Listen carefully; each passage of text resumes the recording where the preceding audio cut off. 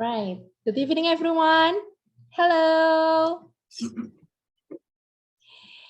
Nice to see you, three of us here with the beautiful faces. But if you don't mind, could you please open your camera so we can see each other beautiful faces there?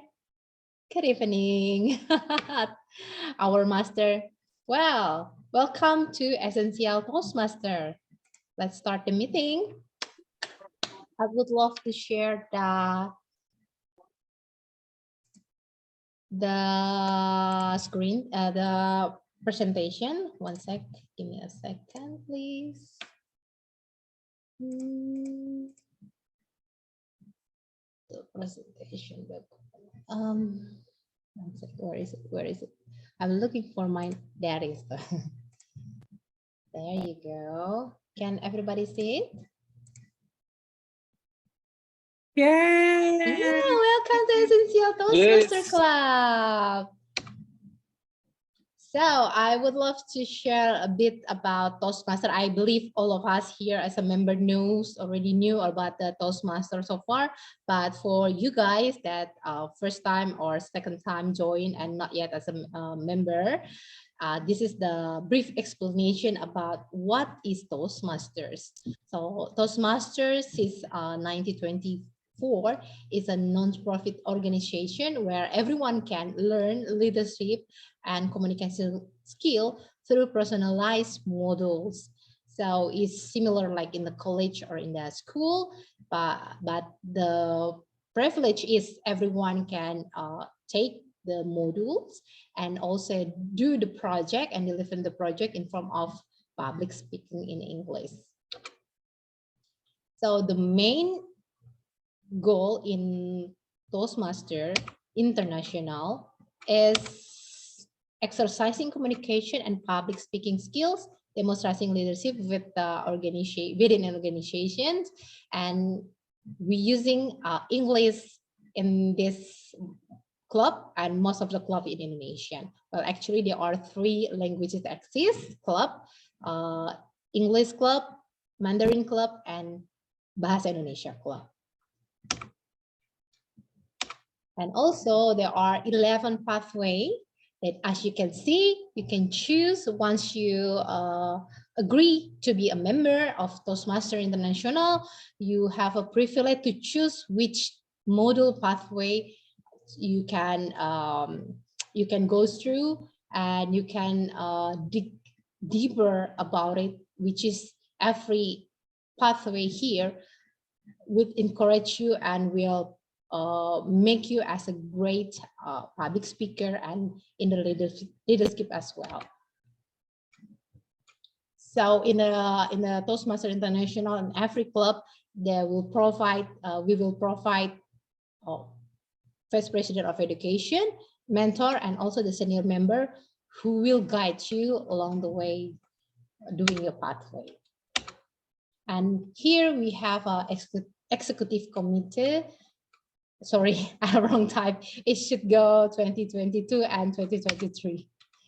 First, the president, this is myself, Karina Patinaya, and the past president is Toastmaster Reza, which is the one who to be our coach of table topic. And we have a vice president of education, vice president of membership, vice president of public relations, the treasurers and secretary, and also SAA. And what distinguishes Essential Toastmaster? We are a small club. We exist with 20 active members right now, and we encourage and we doing the warm, intimate, and fun meeting, and also impactful for you, for yourself, and for others. And 3 things you must know in Toastmaster Internationals. There are prepared speaking, where Toastmaster member only can deliver their personal project. The second one is the table topic, aka impromptu session, when everyone, especially for guests, this is your opportunity, your good chance to join, to promote yourself, how to shape yourself in the public speaking. And also the last one is general evaluator. So let's enjoy the meeting and let me introduce our Toastmaster of the meeting today, our past president, Toastmaster Aryani Sanjung. Where are you? There you go. Toastmaster Sanjung, over to you. Good evening, Madam President, Toastmaster Karina, and happy morning for everyone that create a positive vibes tonight. And as we schedule, tonight we have an educational session special from Toastmaster Reza. He will enrich us more specific and deeper about to prepare about a table topic in which tonight we will have an opportunity to practice the table topic, and Toastmaster Reza will evaluate and give the score based on how the contest will run. Okay, firstly, I would like to introduce my topic today. Our topic is your day, your year, no bone and no fear. And this is a special educational session for today, and Toastmaster Reza as the area director of J2 for period 2022 and to 2023 as the immediate past president Essential Toastmaster Club and the second best of table topic contest. And tonight we will give you also an opportunity to practice the table topic that is have the real ambience with real topic that we will do in the contest district. Is there anyone here that have conducted contest in your club? Cosmos Revo? Yes, not yet. Okay. Okay. Let's practice together, and I will give the time to Toastmaster Reza to start the session for him.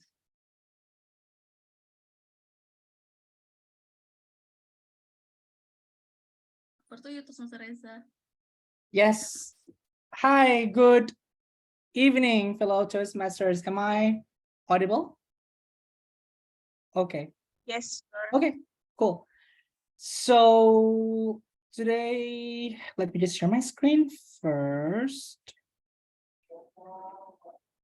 Okay, I believe you guys can see my screen now.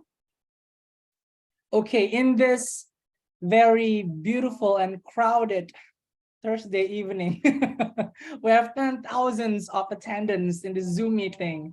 I can tell the excitement. I can tell that you guys are so excited or just maybe curious on, or maybe you just want to practice table topic. Today, I would like to position myself as your friend, as your peer, who had the privilege of competed last year. I just want to share my experience, and then I just want to guide and provide insights on what I obtained last year, so that if you are interested, if you are intrigued to compete or try a table topic contest this year, you have more information and you have more context. So what we're going to cover is pretty much these 6 things. I would expect it's not going to be more than 1.5 an hour, because I think closing is just as important. But given the state that we have less than 12,000 of attendance, I think we can wrap up a little bit faster. So the first thing is a little bit of refresher about table topic contest, especially in district level. And then I will provide you just quick tips on what I did when I competed in a table topic district contest last year. And then also, I think it's just as important to have a Q&A, whether it's clarificatory or whether it's substantial. I think There are so many things that we could discuss in Q&A. So if you have questions, please make sure to save them. And we're going to have a separate discussion later on. Just so that it's easier to time, because I'm timing as well, just not to, babbless. And then we're going to have the funnest part. It is a simulation. I think Sanjung has mentioned the simulation that we're going to do is exactly like a table topic contest. So if you are attending table topic in your club, usually the table topic master will have 10, 8 different table topics. But in a contest, each of you will receive a same table topic. Now, this would make a perception, this would be easier for the judges to perceive what you say, because at least every individual would have to react the same question. The challenge is, how do you make the story, or how do you make your answer memorable, considering the fact that the judges will most likely to hear 8 or 10 same questions in the contest. So we're going to have a simulation. And actually, I thought that simulation was enough, but then Sanjung mentioned that if it's possible, maybe I could also provide a table topic example. So just to give you a context, I have been practiced table topic quite a long time. So you would expect something that's not as good, but I just want to give you an example later in the end. And then I will also provide feedback for each one of you. And then just like the contest, I will come up with 3 people who I think came up with the most outstanding answer based on how a judge would score the contestant. So for a little bit of refresher, I think we all know table topic contest is a 2-minute spontaneous speech where you can deliver your honest feedback to the given topics.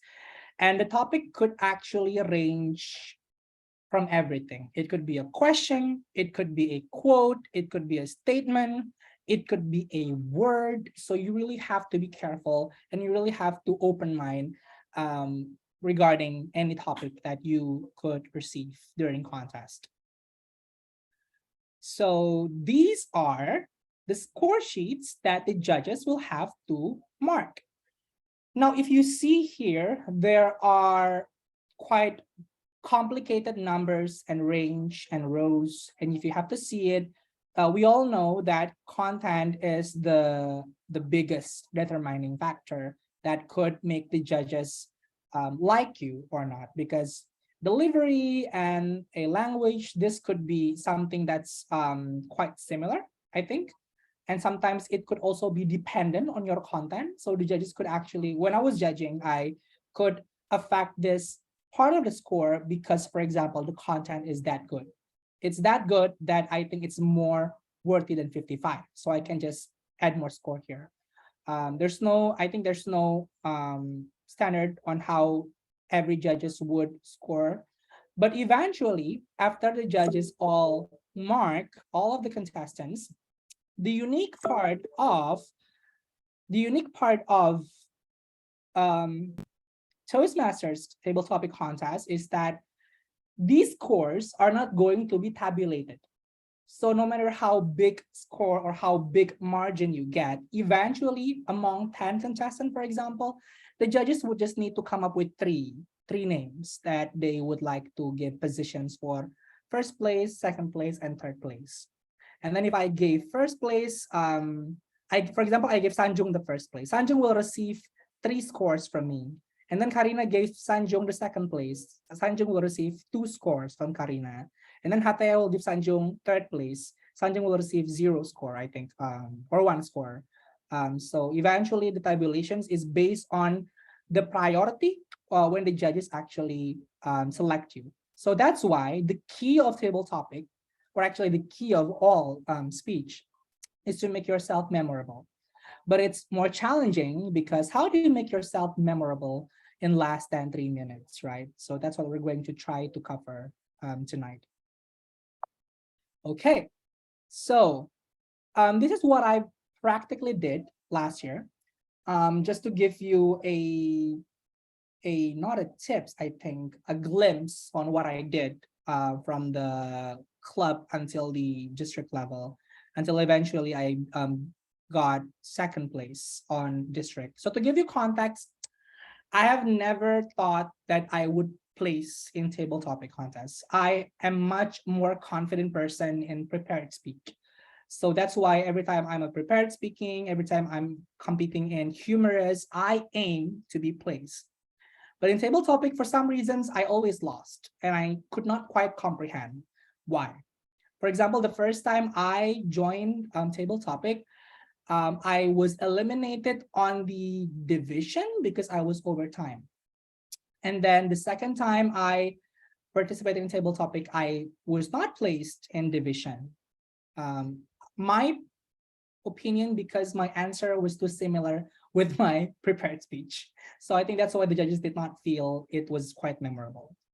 And then last year, I was prepared that I would not win on division. I was just competing just for the sake of experiencing stuff and then just to practice my spontaneity. But eventually I got into district, and when I got into district, eventually I got second place. So what did I do?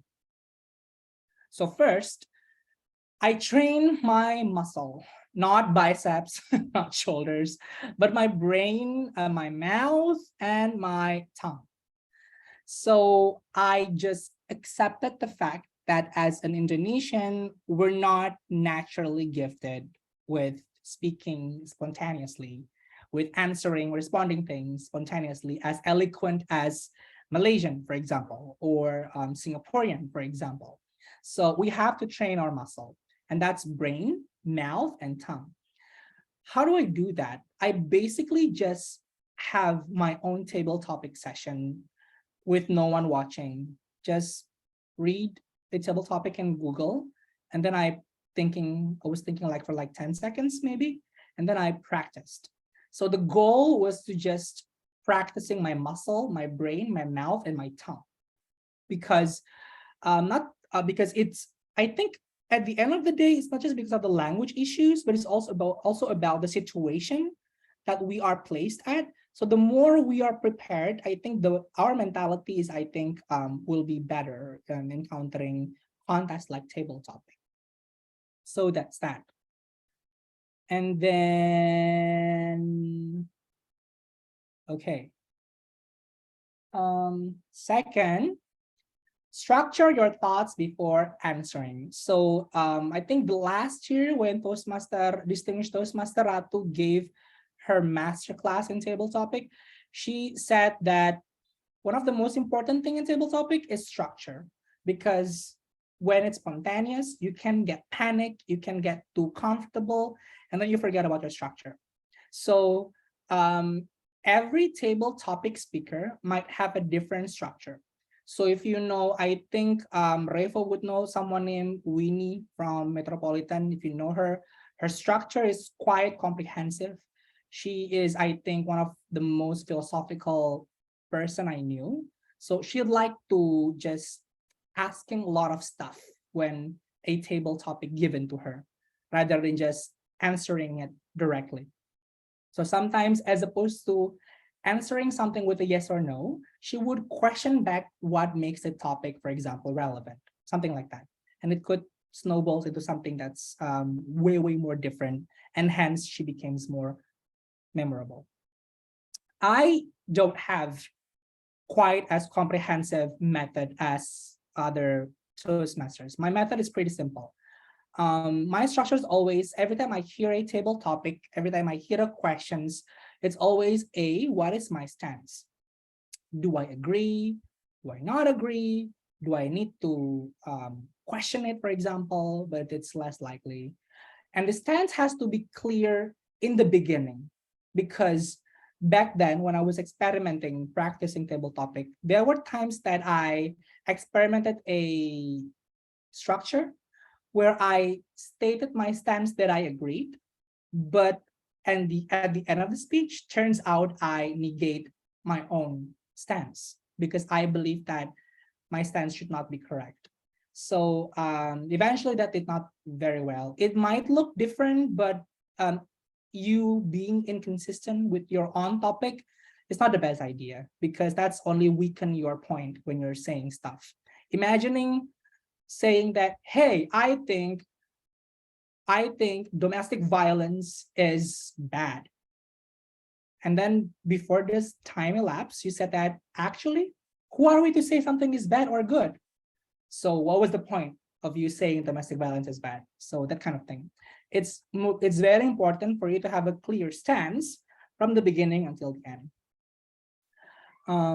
And then the second is what message I want to deliver. So ultimately, table topic is about inspiring someone, right? It's about telling the point of your speech.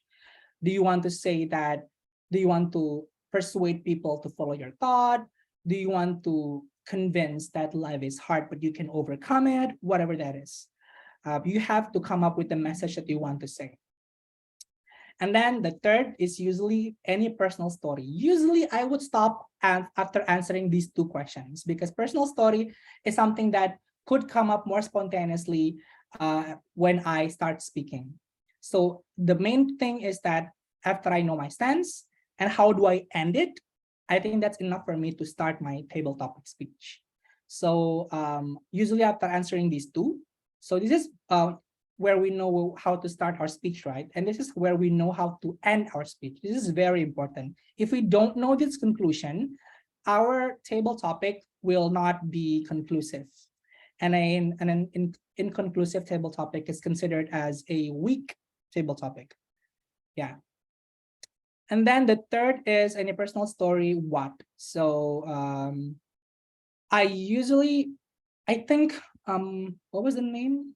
Yeah, Yorgesh Kapoor. I think he won a lot. I think the year when Essential became second place in table topic, that was the year of me and Kirti. We were beaten by Yorgesh. So he's a legend. And I think he did mention that we should have a story bank. And he has like a lot of story banks that he could just pick every time a table topic given to him. I don't have a lot of story bank. So yeah, I think I'm going to answer this in the third or fourth point, but later on, a personal story is something that you should give to make your opinion, to make your thought more grounded, so people can see who you are beyond your speech. At the end of the day, personal story is also what makes your stance memorable. For example, who is Reza? Oh, Reza who always debated with her mom, for example. If people could come up with that, it's easier for people to memorize you. It's easier for people to point out what was so good about you. And eventually, maybe they could give a point for you so that you could place for like third or second or even first place. Lastly, being slightly different is better than being slightly better. So the whole point about table topic, in my opinion, during contests is that you have to be different. You have to be as memorable as you can. One of the way to do that is basically negating the stance. Why? Because automatically, I think as Asian people, we are wired not to make conflict, right? I think our teachers, our parents always say that you have to be good, don't make people mad, don't make problems. Subconsciously, we just think about that. So every time there is a topic, we are so wired to agree with that topic. Eventually, from 10 speakers in table topic contest, 10 of them would have a same stance. I think the only reason why I got second place last year was because I was the only contestant negating the topic. I forgot what was my topic. I think something about hard work is the most important thing. And my answer was like, no, it's not. Hard work is not the most important thing. But then I know there's the possibility that there are people who might do the same thing. So I cannot just stop saying hard work is not the most important thing. I should bring something different on the table. Like for example, maybe Hataya came up saying that hard work is not the most important thing because the most important thing is beauty, for example, like that. or flexibility, for example, like that. And the whole point of Hataya speech will be about flexibility, will be about beauty. So I chose something that's not hard work, but also a different topic. And that, I think, about endurance. Rather than having a hard work, the most important thing is endurance. Because why would you keep doing things so hard if you don't even endure your own work? And then I bring a story about my mom. So yeah, that was the example. And then how many time we have? Wait, let me check my time. Just don't want to be over time. Okay, I think I get, so we still have it. Let's resume. And then the third point is determine your persona. So this is also something that can make you being slightly different. So persona is how would you perceive yourself speaking in public. Come to think about it, a lot of public speaker has a different kind of persona. For example, maybe Najwa, she has a kind of persona that's serious, investigative, but also can be very witty. Or maybe stand-up comedian like Amy Schumer, her persona is being an independent woman who's not afraid about talking about sex, for example. So a persona is something that you have to craft, but it's easier if you think you know who you are. Sometimes it can be complicated. So to answer what is your persona, I think there are several things that you can think about. As a speaker, what do I want to talk about? For example, if you see me during contests, you will find me talking a lot about my mom because that's the persona that I craft. I just think that not many people in Toastmaster, I think, male speaker in Toastmasters really talk about his mom. And if you see, for example, distinguished Toastmaster Yusuf, he talks a lot about his wife. So that is the kind of persona that you can actually craft.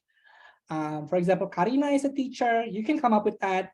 As a teacher, you can exploit your story and your experience with your students, for example, or maybe Hatea, a researcher by day, a dancer by night. You can talk about the struggle like that. So the more specific, the more niche, I think it's the more memorable, I think you are. So now that you know what you want to talk about, you have to have a personal stories that support your persona. For example, I talk a lot about my mom, so all my banks, all my stories always revolving my mom. If I bring up other character, that's most likely going to weaken my persona. And in table topics, sometimes the more solid your persona is, the easier you conjure or remember what story you have in your mind. For example, I'm telling myself that I am a man who always debates with his mother. So subconsciously, if there's a table topic, I will always conjure any stories about my mom. So that is the kind of thing that I experience, that I practice on myself. You don't have to have thousands of stories. I think if at the end of the day, one of the practice that I did is also connecting the stories. Like for example, the stories of my mom coming from Medan, and she did not go to college, and she wanted her children to go to college, is a story that I consistently practice in a different table topic. There's a topic about, for example, what makes you happy. I can talk about that. There's a topic about what makes you sad. I can talk about that. There's a topic about what do you love the most. I can talk about that. So the thing about stories that you can connect it as you like. So I think Yorgesh just has too many stories on his mind. So it's very easier for him to pick what stories to connect.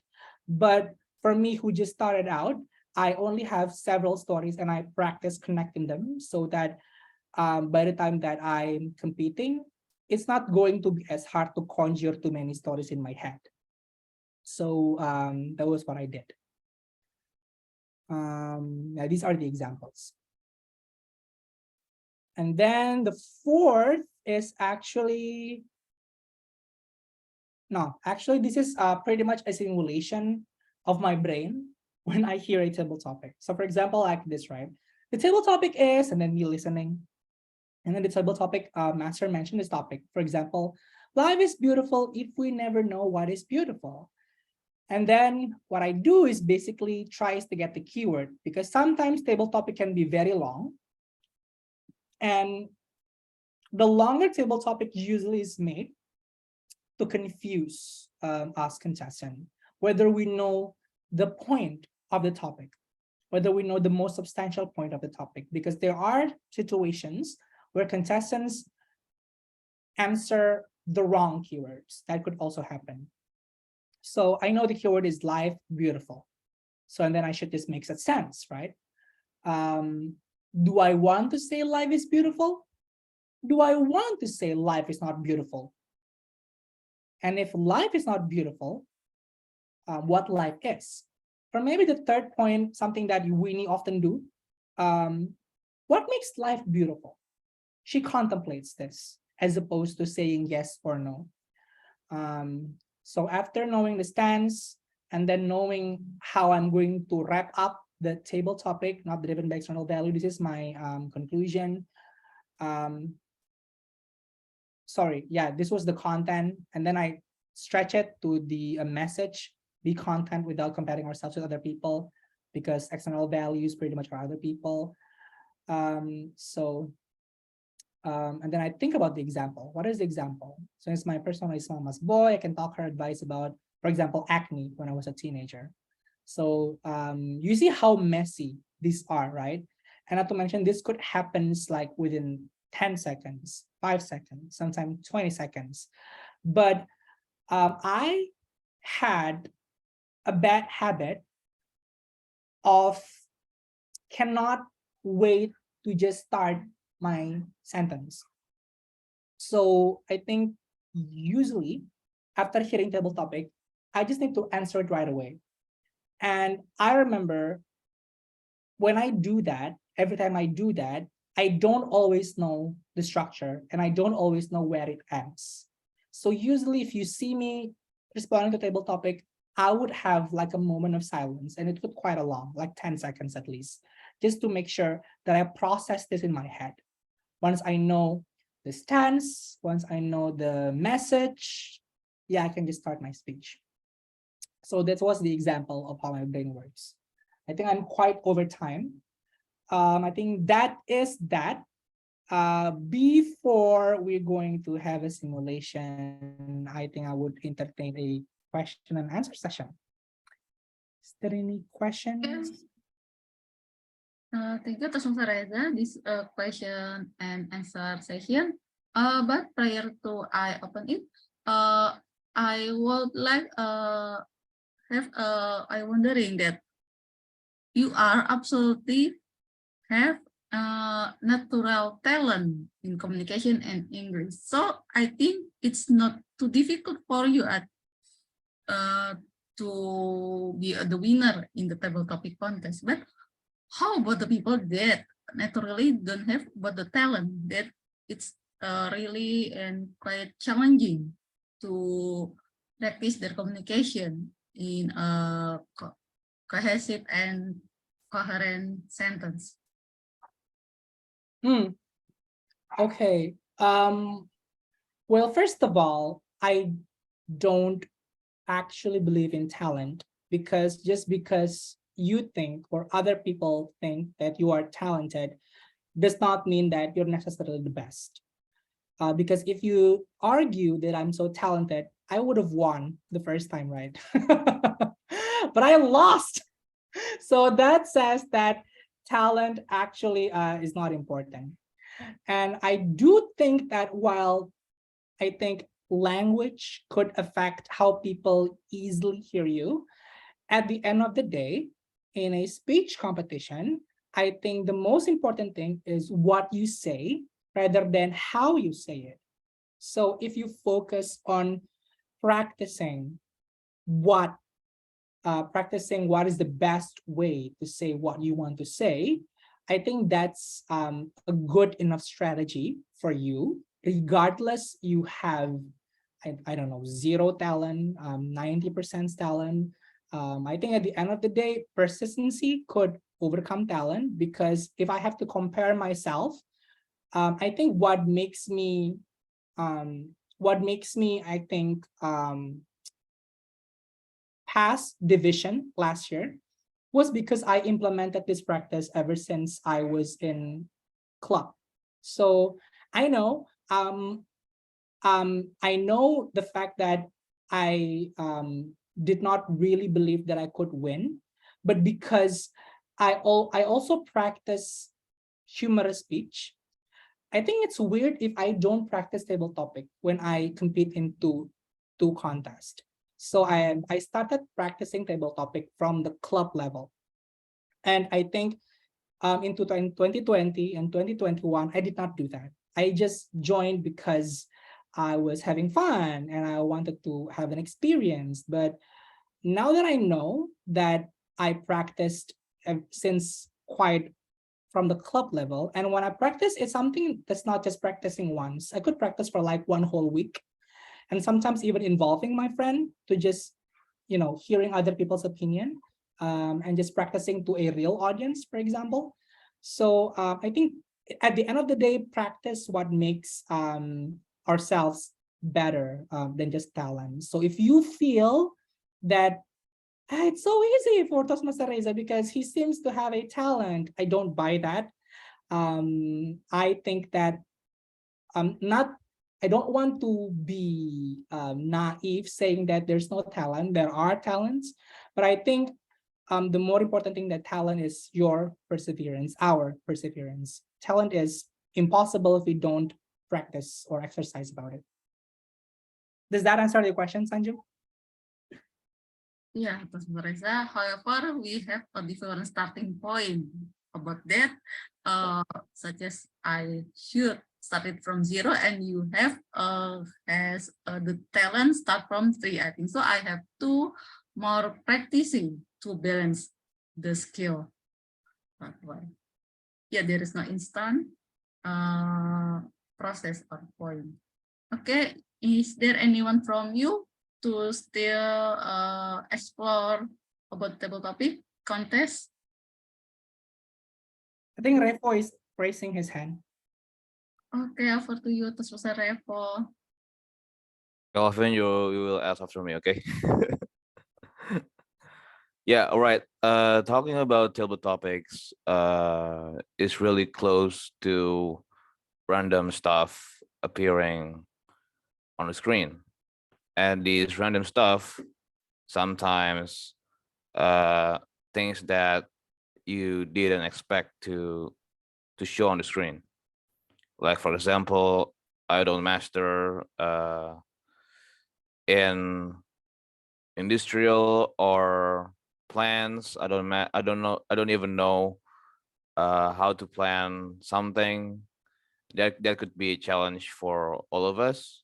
So, Toastmaster Reza, what is your opinion or tips on how to conquer the random stuff that we have to talk about?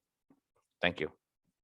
Okay. Thank you for the question, Toastmaster Revo. So I do see this kinds of pattern in clubs table topics, because I think the purpose of club table topics is to have fun, right? So sometimes the questions can be random like that. So I think at the end of the day, I would suggest to have two things. Number one, always know the context where you're at. Considering it's a table topic in a club, and when they just want to have fun, I think you have to remember that it is for fun. So you can talk something serious if that's really comes from your heart, but but if it's so hard for you to conjure anything serious or anything that's close to your heart, given such a random topic, just remember that it's fun. So if you don't know what it is, I think you can just say that you don't know what it is. And then you can just distract stuff with like, you know what I know? For example, Batman or versus Superman. And then you can just talk about that. But I've never encountered this. The second point, I think, to respond to you, if there is a question that's so random and unable or very hard to conjure in a contest where you are expected to be memorable, to be well presented. I think honesty is the best key, is the best way to responding that kind of question. So again, if you don't know, just say you don't know. But then what is the closest thing that you think you could come up with to respond that random topic? Maybe I'm talking a little bit vague. Maybe could you give me an example? What was the random topic that you meant? For example, the topic is about how do you plant a flower in your own way, and for instance, I don't know how to plant, and how do you face that situation? Yeah, I would come up something like this. Ladies and gentlemen, I don't know how to plant and I hate plants, but I know a person who loves it, and that's my mother. She loves to plant flowers. She loves taking care of flowers. I think in a way, and then you talk about a lot of stuff about your mother. So you distract the topic to something that you know how to conjure. I think at the end of the day, the most important thing is how you be responsive and how you also bring your authenticity when you are responding the topic. Is that answering the question? Yes, you answered my question. Thank you. Thank you. Mr. for presentation and Mr. Reza for the explanation. And this is next to Mr. Hatea for the next question. Yeah, I have some question. Number one is how you build confidence before the table topic starts. I even afraid or scared after prepared speaker after this table topic. No, please don't mention my name. Something like that. How you build confidence or get ready for table topic.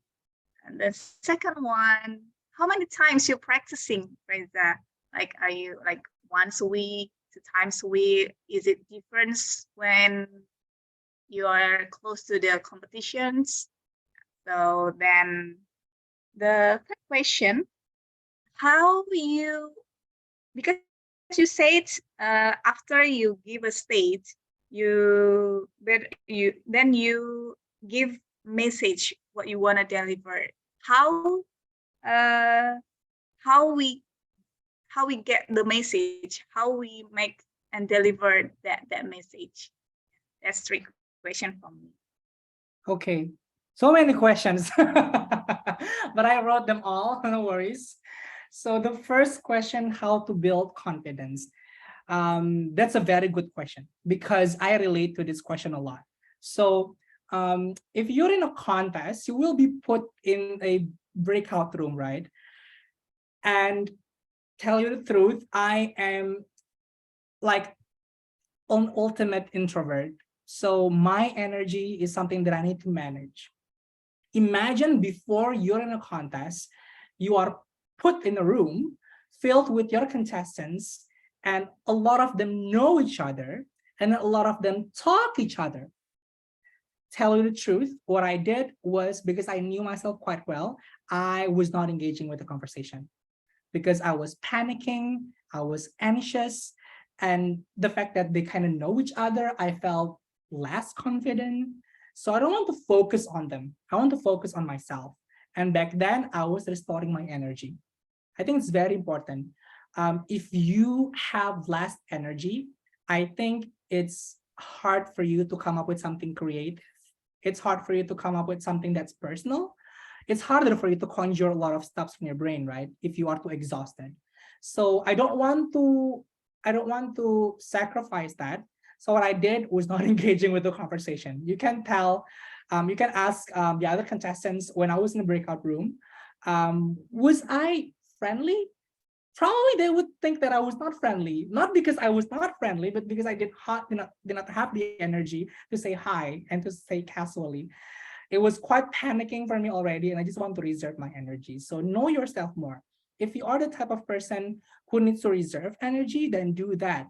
But if you are more an outgoing person who even gets energy when you talk to people, just do that. because I think eventually every person has a different approach how you manage the energy, because that could also affect you mentally before before you're in a contest. The other thing that I do before contest was I'm having a lot of warming up. One of the things that I always do ever since I was in college, in competing in any kind of public speaking competition, I would do something like something like that. Yeah, yeah. And if you see me in an offline contest, I think Sanjung would see me. I would do something like when other people speak. It seems like I did not mean to actually try to make fun of someone. This is me trying to warming up my muscles, because I do believe that we are in a nation. Sometimes we don't, we have a tongue slip. We don't intend to say things that's not grammatically correct. We do that because we're not a native English speaker. So that helps me to relax as well. Yeah, Toastmaster I also did the same thing. This is my way. I think everybody has a different kind of way as well. If, for example, you are the type of person who needs to, I don't know, dance first, just do that. I think figure out what makes you feel more relaxed, and then eventually, I think it will, I don't know, I want to say you are faking your body to be confident, because I think be confident is something that we just have to fake it. It's very hard to say that I am confident. A lot of people actually don't always feel confident. So we just have to fake it. And there are a lot of ways to fake it. I think if you know yourself the best, or you know yourself the most, I think you would find a way. What is the best way for you to fake your confidence? So that's a little bit vague, but I try to contextualize it through my experience. I hope that answers the first question. Do you think that answers your first question, Hatea? Okay. The second question is practicing how many times? So the frequency gets a lot more when I was in district, because in district, I don't know, the competitions sounds very hard, and subconsciously I just practice more. But in the club level, I always practice D-7. So if the contest is next week, I will start practicing this week. Usually for table topic, I only practice like 3 times a day, but during that 7 days, I would occasionally ask a person to just watch over me. Usually it's more like a sparring session. So I have a friend who used to be a Toastmaster member in pediatrics. So because she's also love public speaking, so I usually ask her for a sparring session. So I listen to her, she listened to me, we provide each other feedback. So I think she doesn't have she's not burdened to just seeing me practicing. So we have to complement each other that way. So not much actually from the club level, but I try to make it consistent. Just try to make my muscle trained. That was the intention. I think the area also quite the same. Division, I think I practice 5 or 7, even sometimes, no, 5 to 7 topics a day sometimes.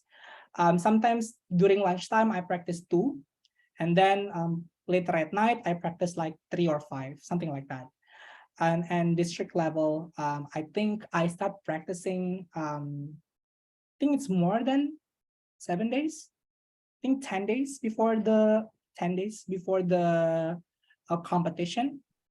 And the frequency also can be like something like 10 or 12. And sometimes I even, if I'm not satisfied with the way how I answer the topic, I would come back to that topic later. So for example, there's a topic like something like life is beautiful.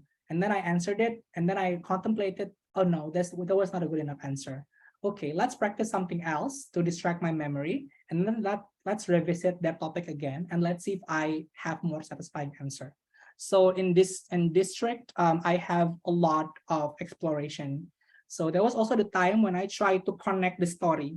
Like for example, I try to connect the story about my mom coming from Medan, who did not go to college, to this topic. Turns out it was not that good. So this topic could not be connected to that story. What other story that I could come up with? Something like that. So I do a lot of what ifs in the district level. Just because it was my first district competition and I was so excited. Yeah, so that was just like the thing that I did. It seems a lot, but it's not, because it seems fun for me. I work in a, as it turns out, I work in a multinational company where we have to speak English because our manager is coming from India and Singapore. So even I do not think that I practice this because I want to win, but I practice this because this is also the skills that I should have in my office. So that was my mindset. So even sometimes before meeting, I would pretend to just answer what my managers ask about these questions, and I would pretend to answer something like an interview or something, that kind of thing. Just I think you have to make the practice relevant to you and make the practice fun. One of the other kind of practice that I do that does not necessarily correlates to table topic is pretending to answering an interview. So how do you feel now that you won this contest? I cannot believe it's something like that. That's just to make the practice fun, because eventually if it's not fun, if it's not motivating for you, practice can be very hard. And I don't want to make myself hard. You know, life is already hard. So I don't need that kind of thing when I'm practicing. So yeah, does that answer the second question, Atea? Okay. You. The third question, how do I get the message? So the message is something that you can only conjure when you know the topic. So personal story is something that you can come up with, but it could have a different message. Like for example, I had a story with my mom coming from Medan and did not finish college and did not go to college, and she wanted her children to go to college. Depending on the topic, it can have also a different kind of answers. Like for example, if the topic is something about hard work and then I negate something about endurance, my message is about she could make my sister and me finish college because she endured how cruel Jakarta life was. So I was focusing on that. And then if the topic is about, for example, do you believe in first love, for example, and I come up with that, my message is not going to be like that. My message is going to be about my mom is my first love because without her, I wouldn't be here. With all the sacrifices that she's done, that what makes love exist. And something like that. So personal story can have too many messages, but at the end of the day, the message has to depend to A, the topic, and B, your stance towards the topic. Once you know these two things, I think message is something that you can contextualize as a in addition to the personal story that you have. Does that answer the question, Hatea? Yeah. Okay. Okay. I want to add one more question, but I let you ask first. Okay. You go first. Toastmaster Hatea, it's okay. You go first. Okay, so you say the structure is make a state and then I give a message and then elaborate more. What if the table topic is a question, not a quote? Should we have make a agree and disagree too? Yeah. That's a good question. That's a good question. I forgot to cover that.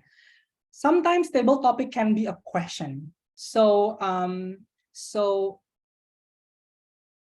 believe it or not, table topic question, the answer is most likely something that we universally agree.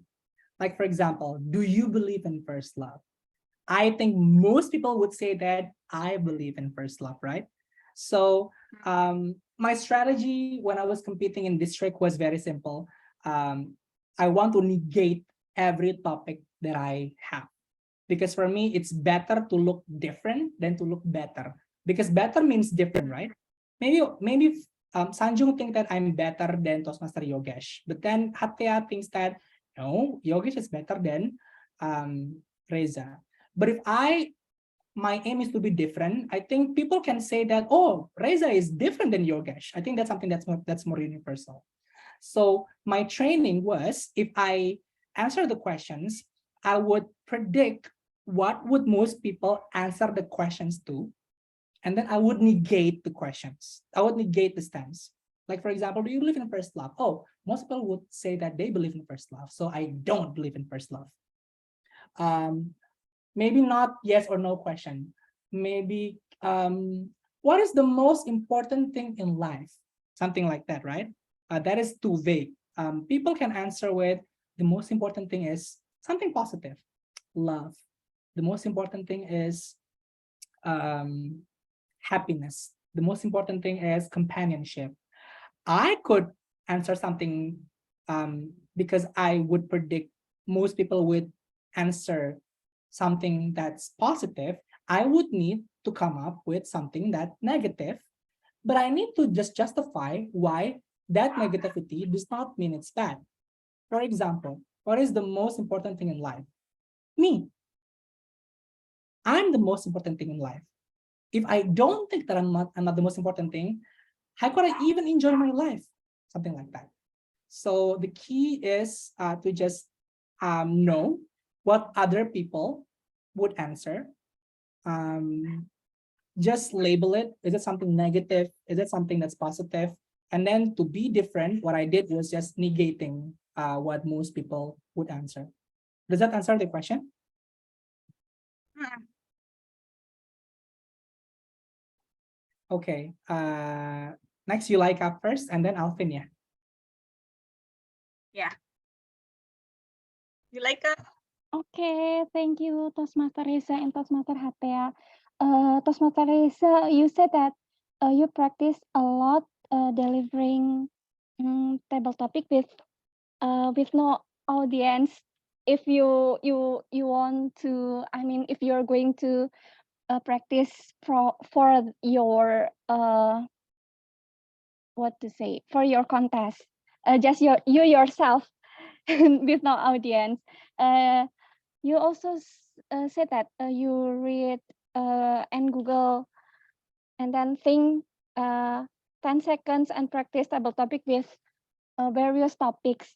If you don't mind, actually, could you please share us actually maybe the material that you often used to practice, Toastmaster Okay. Reza? Is it a quote? We all know that there's various format. There are various formats of table topic. It could be a quote, a question, a story. And could you please share us maybe the website or maybe platform that can be our references, or you just maybe Google randomly with certain topic? I'm wondering. Thank you so much, Toastmaster Reza. Okay, thank you, Yulaika, for the question. So I always Google 365 table topic questions on Google, because it will redirect me to the same document. It's on PDF, and they have a list of 365 random topics and table topics. So what I do when I practice alone, I would think about random number 1, and then I would see topic number 1, and then I start practicing. So the reason why I practice with myself and not necessarily with other people is because I don't want to make excuses not practicing just because I don't have a friend to practice with. Because I think practice is something that's supposed to be easy, something that's supposed to be not complicated. Like exercise, right? If you want to exercise, you don't need to make excuse that you have to go to the gym, that you go to swim. You can just exercise in your home, for example. So that's the logic that I implemented in my head. So I wanted to make my practice sounds easier. So I don't have an excuse not to practice or not to skip practice every day. So that's what I did. So I looked at into Google. I think you can just type 365 table topic questions. You will be redirected to the same page with me. It's a PDF link, or better yet, I usually just download the PDF link and then I save it on my WhatsApp group. I have a WhatsApp group that has only me as the member. So that's what I put all of the stuff, including my voice notes or recording sometimes. So I just put it there. I can always look up again, and then I practice by myself. So it's pretty simple, actually. Does that answer the question, Toastmaster Yoleka? Yes, thank you so much, Toastmaster Reza. I've just Googled it and I found it. Yeah, it's easy, right? Thank you so much. Gladly. Now, Toastmaster Alvin, yes, please, your turn. Yeah, thank you, Toastmaster Reza. I want to ask regarding the time. We have 1 to 2 minutes, right, in table topic. How you plan your structure based on the time? Do you have 1 minute for this point and then 2 minutes for this point? Yeah, you said that you have the structure. How do you plan your structure regarding to the time? Thank you. That's a good question, because my first time joining table topic contests was that I was overtime. That was because I did not really care about the time, and I assumed that I wouldn't be overtime, but turns out I can. So I think table topic, I forgot how many seconds table topic is. I think green is what, 1 minute, right? 1 minute. Yes, 1 minute. 1 minute, and Minute, then yellow is 2 minutes. 1:30. Yellow. 1:30. 1:30. Okay. And then red is 2 minutes. Yes. Okay. So usually by the time it's yellow, I need to go to my conclusion. So if it's because it's impossible for me to come up with a conclusion by the time it's red. I only have like 20 or 30 seconds to cover. Sometimes by the time it's red, we have 2 or 3 seconds to finish up first our previous statement, and sometimes we can just jump to conclusion. My experience, if I go with wrapping up by the time it's red, usually it's too inconclusive because I only have like 30 seconds to wrap up. Because the thing about conclusion is that it is pretty simple, but sometimes we have to think how to stress and how to amplify the message. So sometimes the way how we do that is to repeat the same message all over again. Life is beautiful. Don't you think life is beautiful, ladies and gentlemen? Right.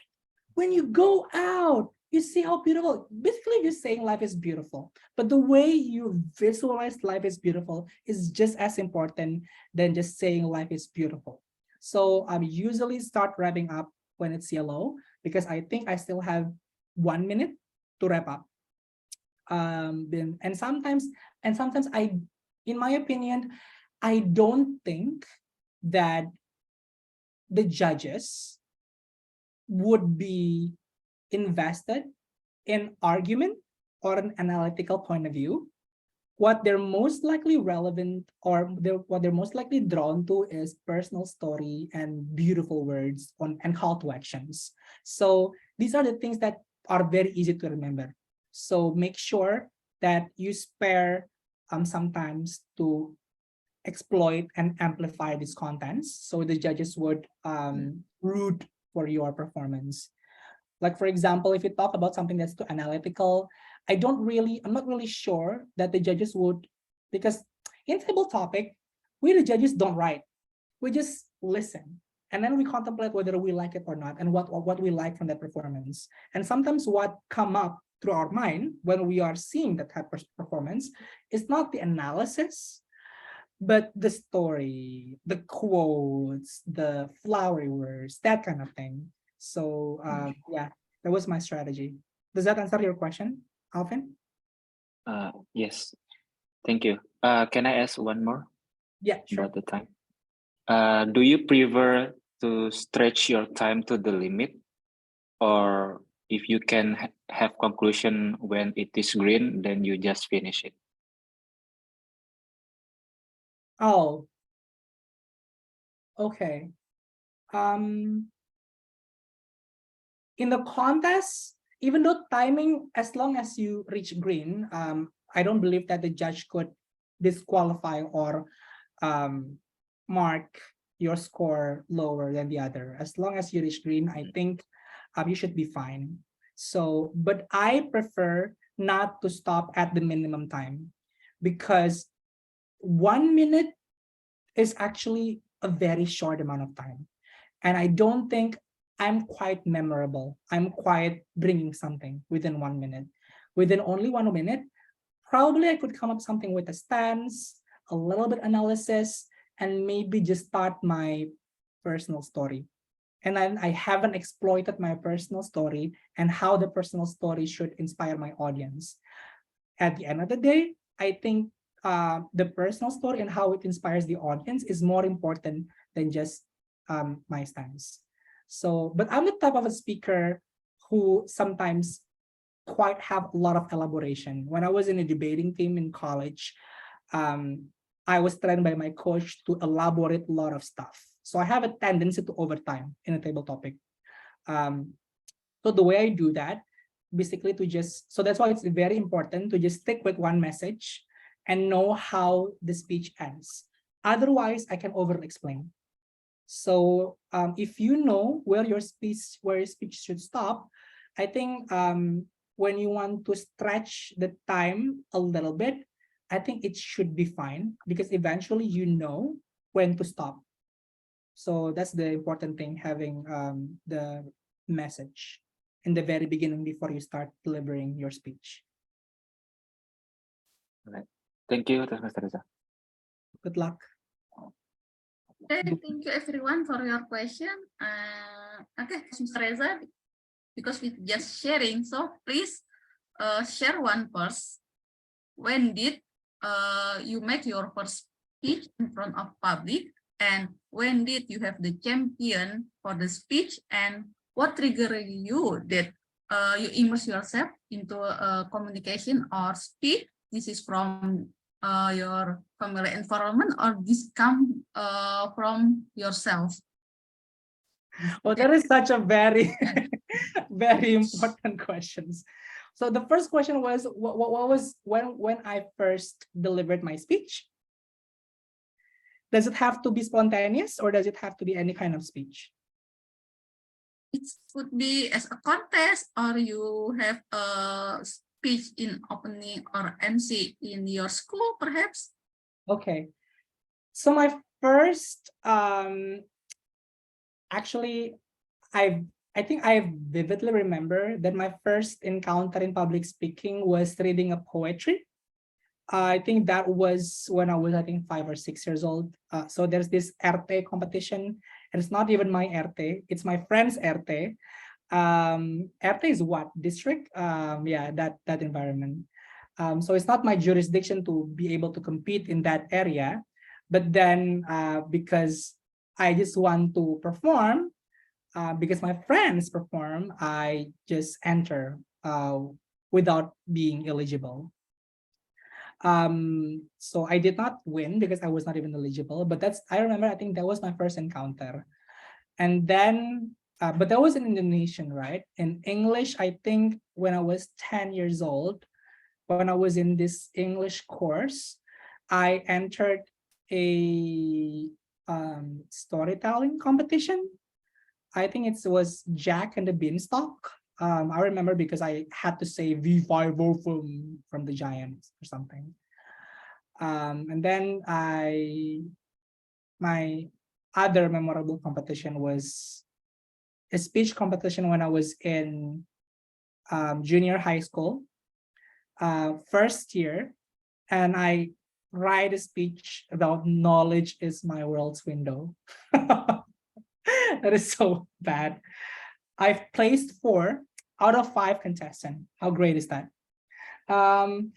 So I think that clarifies that even though I was I was having a lot of public speaking contests and competitions.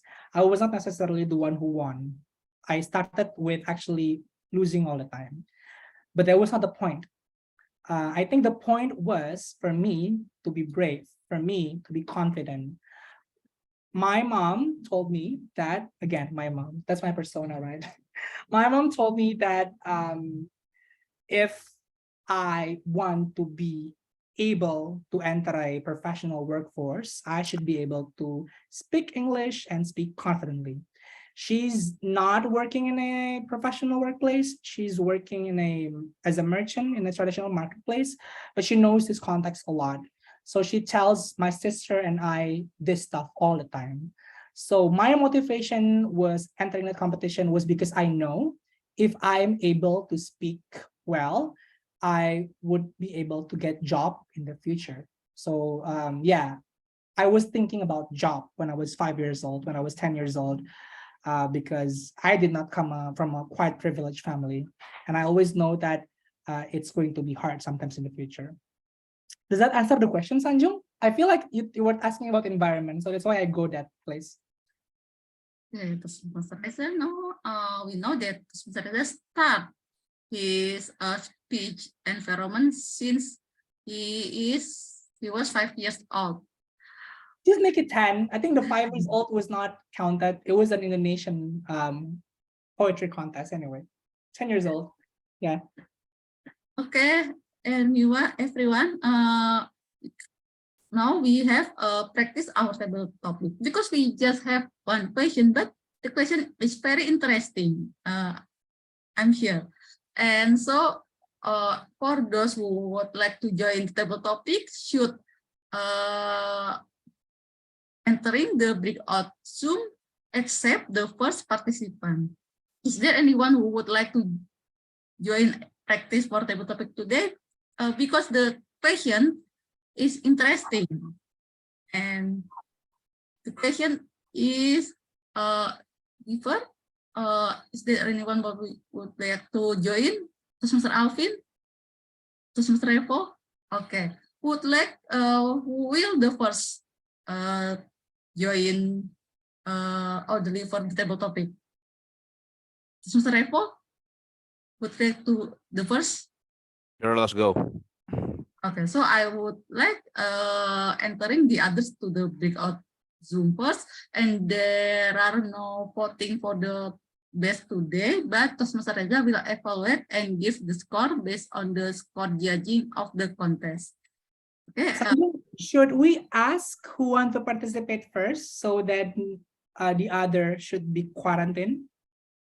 All are quarantined except Mr. Revo. Oh, okay. And then Toastmaster Revo will answer the topic. Yeah. Oh, but then the others don't see Toastmaster Revo. It's okay. Okay, got it. We can see Toastmaster Revo later in the recording. Oh yeah. What? We can still see you in the recording once the recording is success, yeah. Okay, all right. I'll go to the room. So I also joined the room, yeah, Sanju.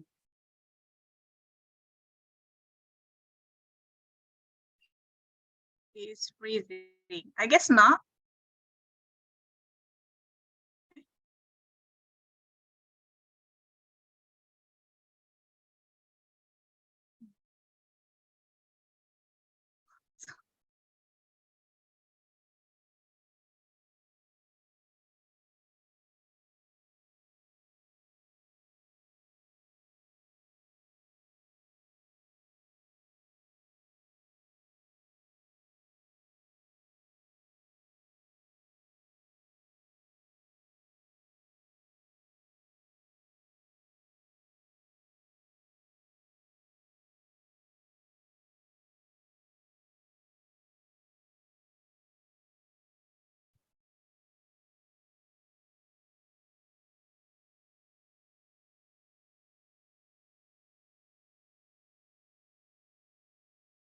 Is Sanjung will the one who conduct the table topic?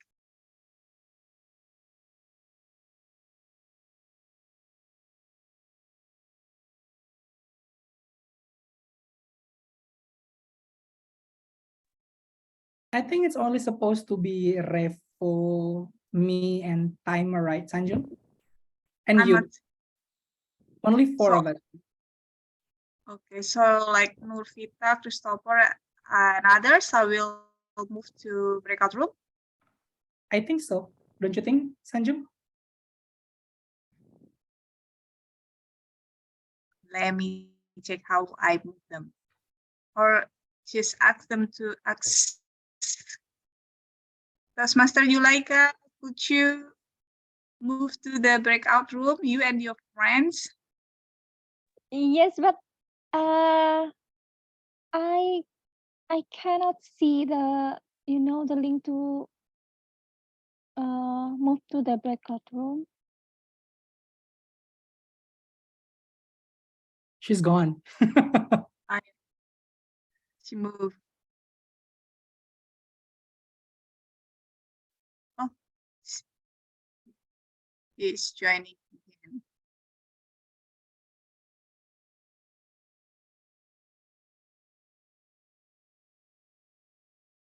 As the house, I don't know how to put in waiting room. There is no sign how to put moving to breakout room.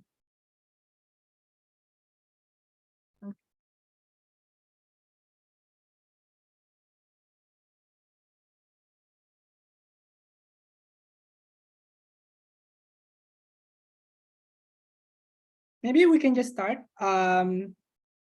But if we start, I think Sundabi, Toastmaster Nurvita, Christopher, and Matsu cannot join table topic later.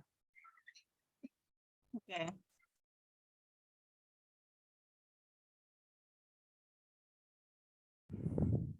Okay. Did you kick them? Did you kick them out? I did Or- not kick them out.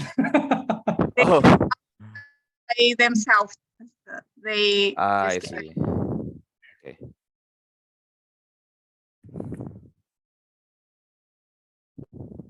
okay. Sanjung, you may start.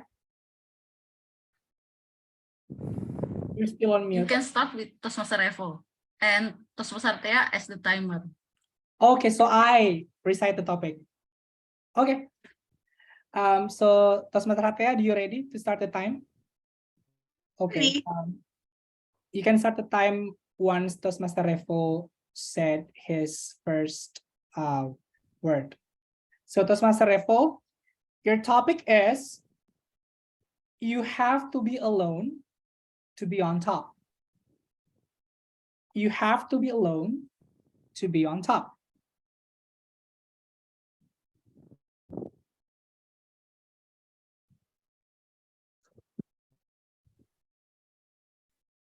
Okay. So alone and on top.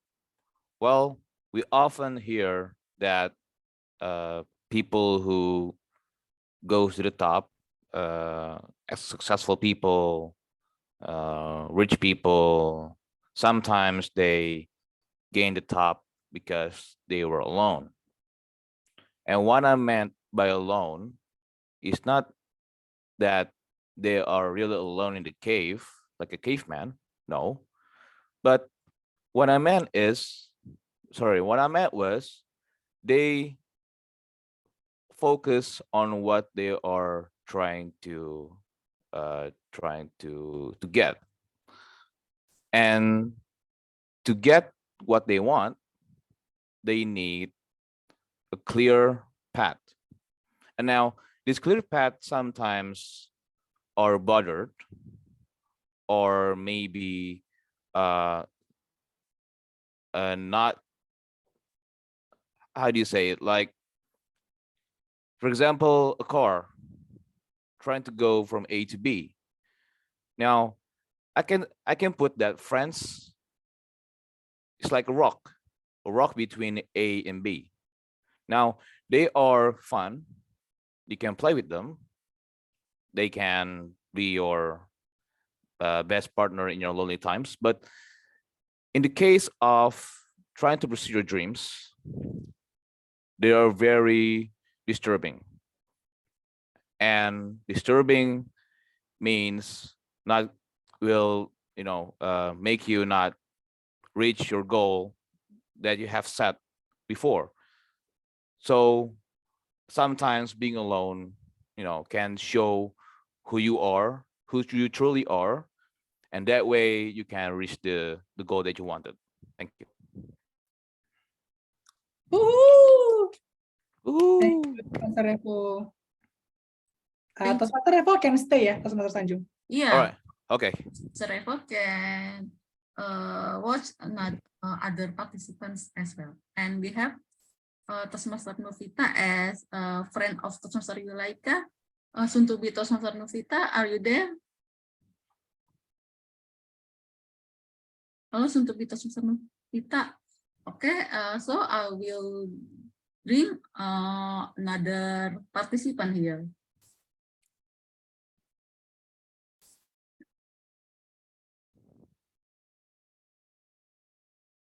Can I ask a question to Toastmaster Reza? Wait, what? I have a question for you. What? What is the question? So the reason why only the upcoming speakers that join this room, isn't it because so they will not copy the previous speaker? Yes. I see. Okay. Yeah. So they don't hear the topic. All right. And I I see. think the reason why there is only one topic is so that we can make sure every contestant has a fair access of the knowledge and the team. Oh yeah, Because yeah. with Okay. different topic, it can be unfair, right? Yeah. So you can measure the skills and their capabilities easier that way with only one That's topic. also Okay. good. Yeah. All right. Thank you. Is it like Akila? Yeah, Akira. Akira, are you there? What? Now we're simulating a table topic contest. I'm assuming. No way. I You didn't know. sign up for this. Then why are you here? Because Kak Sanjung inviting me in. I'm so confused. That's okay. That's okay. The invitation that you accept, which is good. And I will just leave again. No. Okay, are you ready, Toastmaster Akila? For real. For real? No. Okay, I will try then. Okay, cool. But without my camera open, yeah. Because you're not using hijab? Yes. Okay, the timer is Toastmaster Hatea. Please feel free to see her screen. Your topic is, you have to be alone to be on top. You have to be alone to be on top.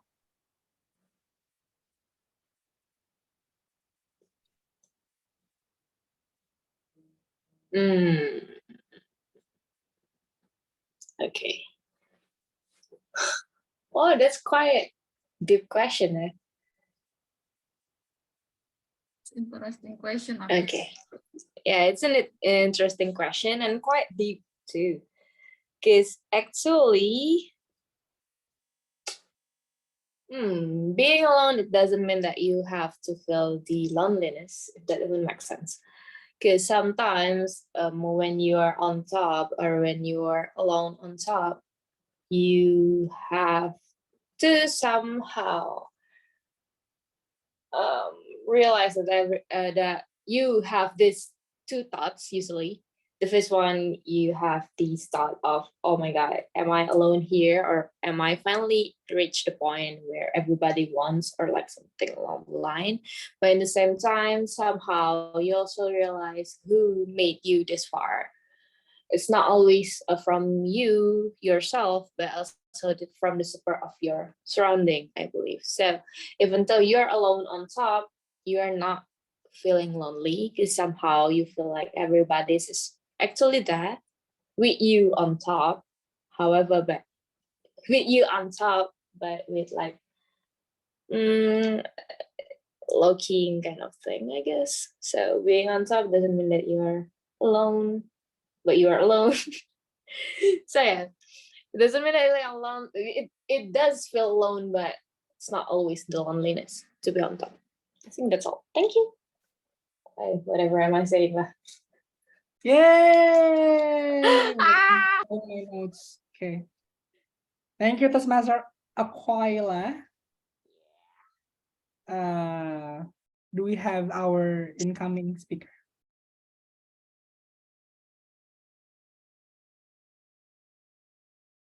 I was hoping Hatea would also try, but she knows the topic already.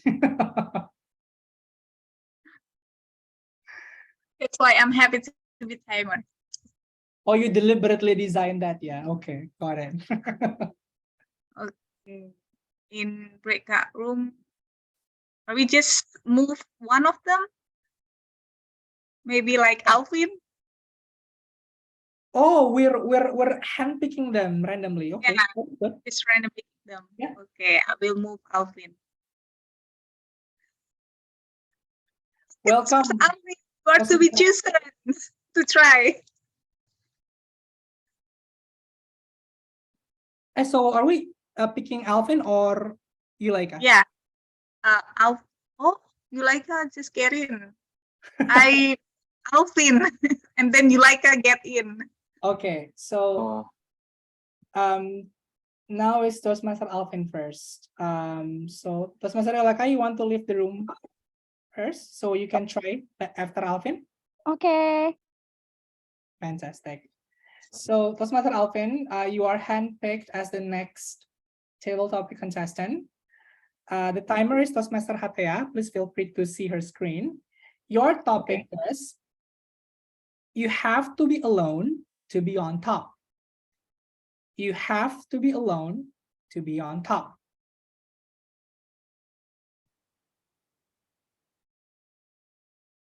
I disagree with that. You have to be together to be on top. When you see a sun, when it goes to the night, you see the moon. Sun and moon build a day. The circularity, the change is the complete thing that we enjoy every day. Can you imagine if you like the day, don't you miss the night? You need the night to sleep. Or probably you are a night owl person, you love the night. Do you hate sun? You need sun sometimes. Sun will generate energy in your body. In some research, sun can make you happy. Can we reflect that to our relationship with our friends, with doing teamwork? We have to be together, like in Toastmasters. We work with our mentor to deliver speech to reach our goal. Can you work alone? Probably someone can work alone. Somehow they can meet the best, but can they be consistent? No. Probably they just in that point for the most of the time. To be better, you need to teamwork with your, at least with your mentor. Your mentor will see that you didn't see. From that, you can know what to be better, and you know what your strength. Once you know what your strength and when you know what your weakness, you can always better. You can empower your power and you solve your weakness. So my point is, to stay on top, you need to be together. Just like the sun and the moon, collaborating each other makes a day perfect that we can enjoy every time. Ladies and gentlemen, find your mentor, find a friends, then work towards your goals. You will benefit each other. Thank you. Yay! Thank you, Toastmaster Alvin. When I'm writing my Thank notes. you. Wow. Okay. Amazing. Fantastic. Now we have 3 contestants. Who is the next speaker on the list? Yulaika, yeah. Okay. Toastmaster Yulaika, are you there? Yes. Glad to hear that spirit. So the timer is Toastmaster Hatea. Okay. You will be timed after you say your first word. So your topic for today is you have to be alone to be on top. You have to be alone to be on top.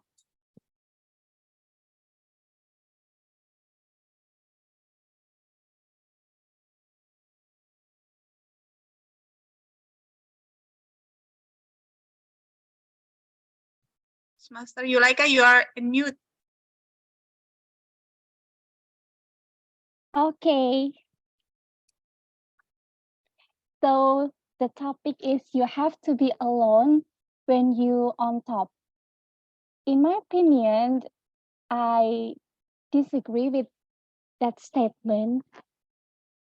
We have to be together if we want to reach the top, because it's the teamwork that can makes us go far. It's a cliche actually, but that's right. It's the true reality. When in running, actually, I do love running. I have personal story.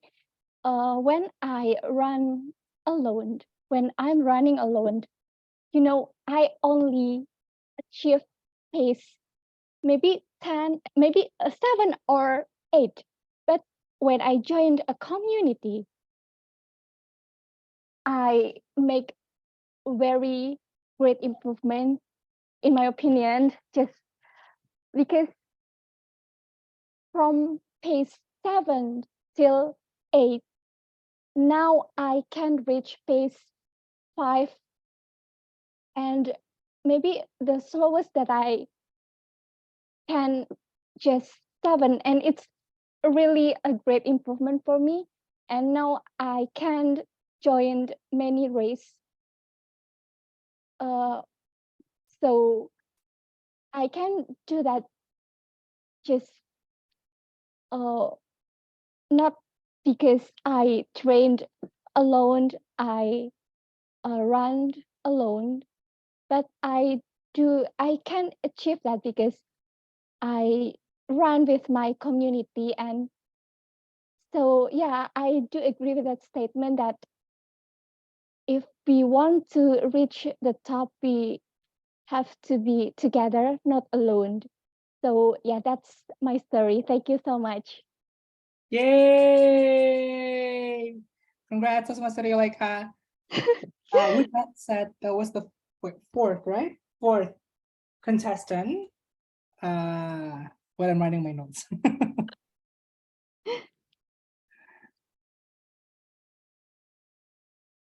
So we have Toastmaster Karina and Christopher in the room. And we move Toastmaster Karina. Is that okay? Oh yeah, it's okay.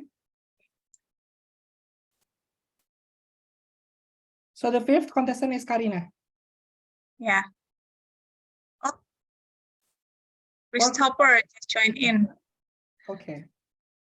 Hi, welcome, Christopher. Sorry, are you a Toastmaster member?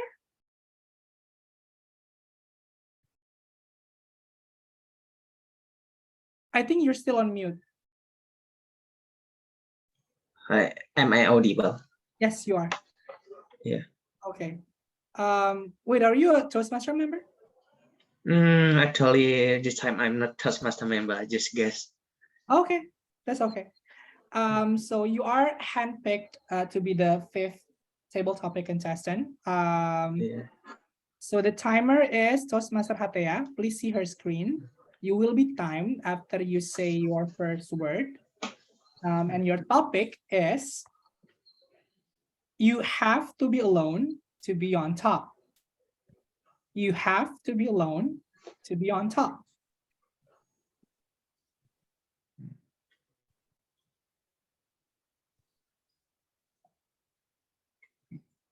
Am I ready now? And I audible and visible? Yes, you are. Yeah, can I start now? Yeah. Have to be alone to the top. I think people always talk if you want to achieve some successful or to the top position or otherwise, you should have a good teamwork. But actually, in reality, so many difficulty, many obstacles that force us to reach this person solely. Why we should do it by ourselves? In this world, we couldn't relate to each other. We know some people have authority for their necessity. But for me, it's okay if I reach to the top by myself because I can't depend on other people. Someday they will betray us, make us hurt. That's why I'm trying to be independent, not to relate to other people. And I believe I could do it myself. I didn't mean to be so arrogant, but I'm so realistic. My friends and my family can't help me where I'm in a tough situation. That's why I'm struggling, learning, and improve myself. If I could not do it by myself, sometimes I just reflecting myself. That's from me. Thank you, Toastmaster Reza. Yay! Thank you so much, Toastmaster Christopher. So you Master are, Christopher. Sir, the last participant is Master Karina. Karina. is it Karina or Fiska? Why is Fiska in the room? Oh, I don't know. I just okay. No, joined. Fiska first. And then I don't know, I suddenly come into this room. Is Karina sending Fiska? Oh, I was in the breakout room and I was on the way and my battery died. And when I rejoined, I'm not in the Oh, breakout Oh, room. okay. Terus Master Oh, Fiska. okay. So, terus Master Karina, the next participant. Wow, I was so lonely there. Alone. I feel lonely. Fiska's going to compete as well. If she is, she's going to go to the breakout room. Where should I go now? Fiska. Fiska needs to go first. Okay. Okay, okay. No, I think Fiska should go to breakout room so that she can try later after Karina. Okay, I click join breakout room, yeah. Okay. Oh. Okay, Toastmaster Karina, you are the sixth contestant. The timer is Toastmaster Nervous. Satya. She will time you right after you say your first word. The topic is, you have to be alone to be on top.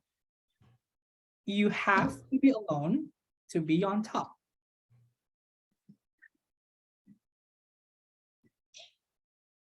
Do I have to be alone to be on top? Where to go? On the top, right. Actually, this sentence, this word is really makes sense for me. That's correct. If we want to go far and fast, we need to save our energy. We need to train ourselves to be a winner. That's like some mental of the winner. But in some case, we work together in the corporate or in the team, let's say in a Toastmaster as an ESCO, we cannot do that. I personally cannot make myself to be on top because that's not the point of the team. If I want to be a celebrity or I want to be let's say celebgram or something that's everyone can look at me. Oh, I'm alone here. I'm a star here, as like my name, Karina. Yes, better I do it by myself. But if I work in a team, I even though I'm a leader here, I need to raise up. I need to encourage my team as well, so they can sit and they can standing in line with me. So I'm not everybody cannot see me to the top of it, but everybody can see me get together with my team. So that's how to bring the team at the top, not only myself. So we need to work fast together. We need to work, we need to walk together, and we need to nurture each other together. I think that's all for me. Back to you. Thank you. Yay! Wait, I'm writing my notes. Fiska. Thank you, Master Karina. The last Fiska. contestant is Fiska. So we don't have anyone else in the breakout room? No. No. Okay. So hello, Doc. Sorry, I'll just change it. Toastmaster Fiska, you are the 7th contestant. Our timer is Toastmaster Hatea. Please see her screen for the time later. She will time you right after you say the first word. And your topic is, you have to be alone to be on top. You have to be alone to be on top.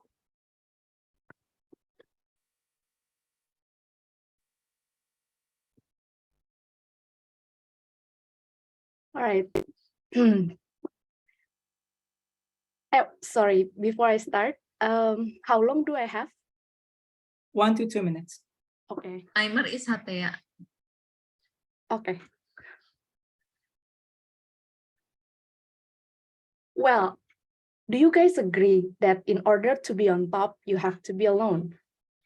I don't think I agree with that statement. Because why? I once heard a quote. They say, if you want to go fast, go alone. But if you want to go far, go together. So based on that, I believe that if you want to be on top, I don't think you need to be alone. So back then, when I was younger, I believe that in order for me to be outstanding, I need to be better than anyone else. And in order to do that, I need to get rid of my competitors. But later on, after I'm more experienced, I'm exposed to a lot of stuff in this world, especially, for example, professionally. In order to be on top, you cannot do that alone. Because as I understand now, being a leader, for example, is not about you leading the team, it's not about you having the authority. But being a leader, you have a power to empower other people. So I believe instead, when you need to be alone when you're on top, it's basically the other way around. You need to be able to empower a lot of people so that it will lead you to the top. Thank you very much. Yay! Well, I'm writing my notes. Okay. Usually in a contest, the judges won't write notes. They just write the scores. But because I would need to give you feedback. You're judging our grammar error? No, not at all. I don't think I write any grammar or language. Purely about the content. Yeah, I don't think it matters anyway. Okay, so now that everybody has performed, I think Sanjung wanted me to I think recap and provide just a quick review on how was everybody's performance. So in general, I'm going to be very quick and very general. It's just about 2 things, what I think that each of you did good and what each of you I think did I think could work on in the future. So for the first contestant, Toastmaster Refo. So I think it was, sorry, not Toastmaster Refo, but generally, I think it was a quiet, divisive statement. I actually designed this statement so that you subconsciously want to negate the question, but I do still some people who believes the statement is true. You have to be alone to be on top. So it was very interesting for me because it seems that everybody really tries to bring uniqueness to your story. Now go to one by one's feedback. Toastmaster Refo.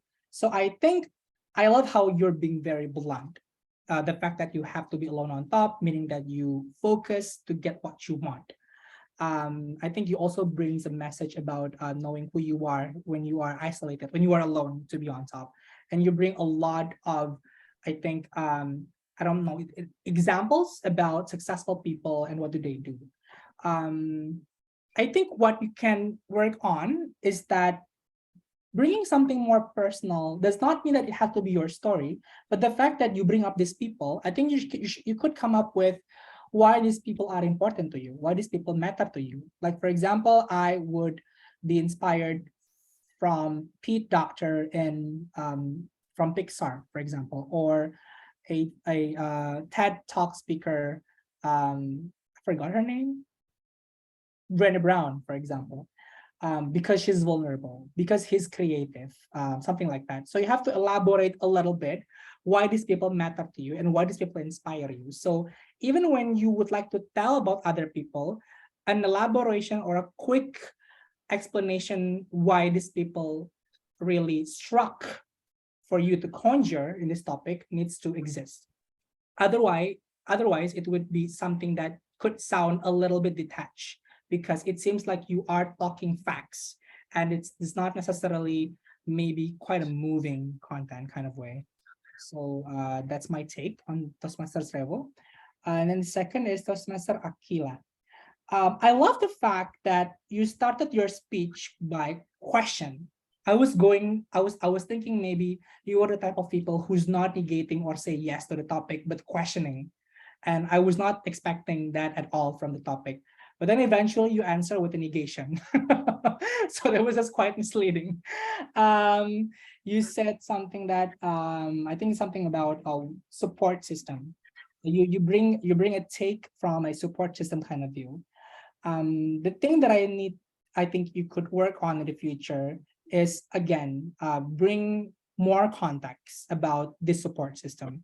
Why do you think you conjure a matter of support system?